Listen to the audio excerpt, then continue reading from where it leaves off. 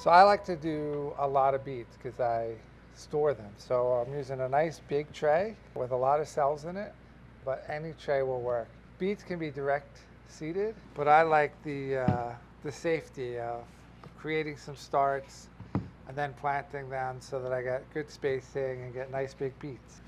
All right, so I'm going to seed some beets.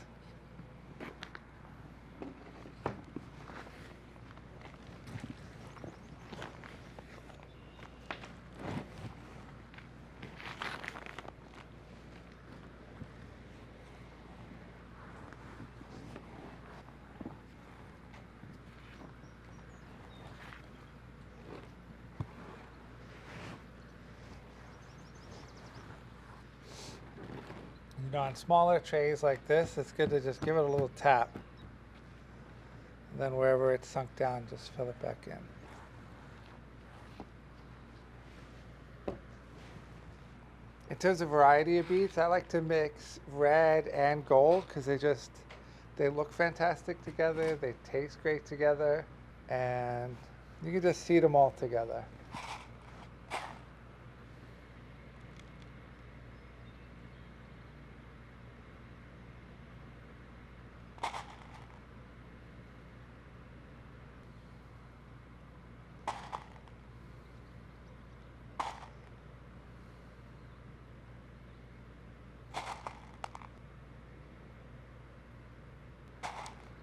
You know, if you drop a couple in one cell, no big deal.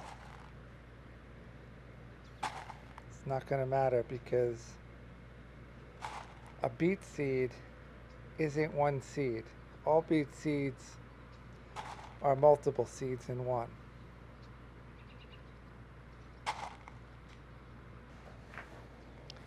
And you need that soil contact. So just give them a little gentle push into the soil before we top it off.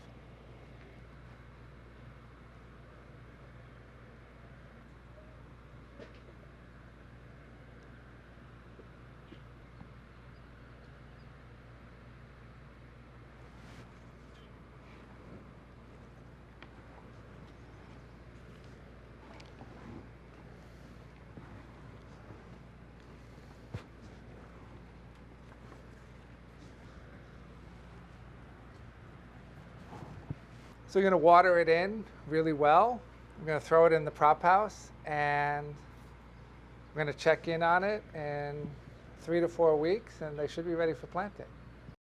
Hey, so here we have the tray of beets about a week and a half after we seeded it. So you can see they've germinated well, but we can't plant them at this time. We got to wait another couple of weeks and we'll check in on them again and make sure that they're to size. You know, beets in the field, beets when you're planting them in the garden, they're just not gonna germinate as well and they're gonna take a lot longer. But here they're beautiful, probably 90% germination. And we'll take a look at a few weeks again. Here we go, we have these beets 4 or 5 weeks now in the tray. And they're really ready to plant out. They really want to go in. I mean, I probably could have planted them a week ago and still been okay, but they're still great. It's a little uneven because it's been a little while, but these are going to transplant really well. So we're definitely on our way to getting some awesome beets.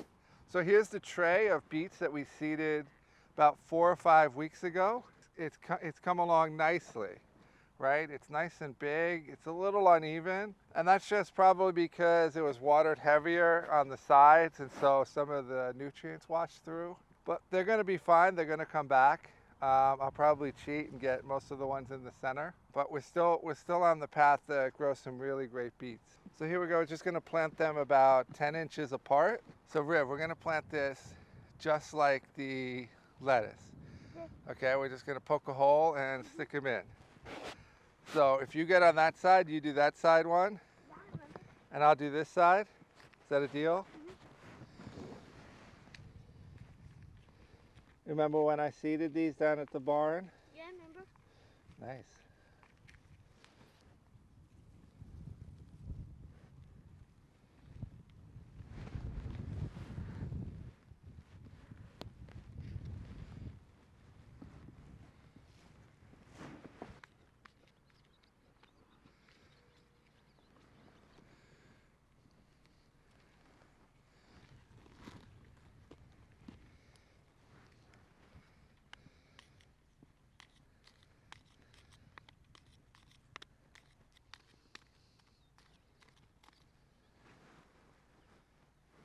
Man, he's doing a great job, man. He's so fast, I can't keep up.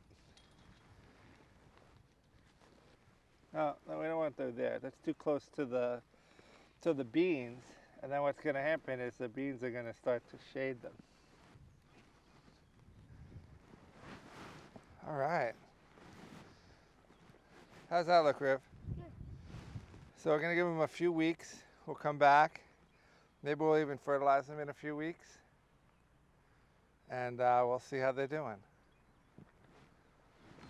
So the beets, they're a little past, but that's okay. They were probably ready about a week ago, but kind of lost track of them. They did really, really well. You can see they're starting to get the spots, but that's just because they're old, and that's okay. If you start getting spots when they're older, it's not such a big deal. All right, you can see we already have nice big roots to be cooking with, and that's really all you want, right? And you still have some greens that you could cook with, so it's all good. And the key is just to keep planting them and planting them. Take a look inside. And the reason why it's not perfectly round is just because it was planted when it was really cold out. See, it's not round. That's okay. It doesn't change the flavor or anything. So it's not going to make any difference. But you can see it's perfect. It's going to be a wonderful, wonderful beet.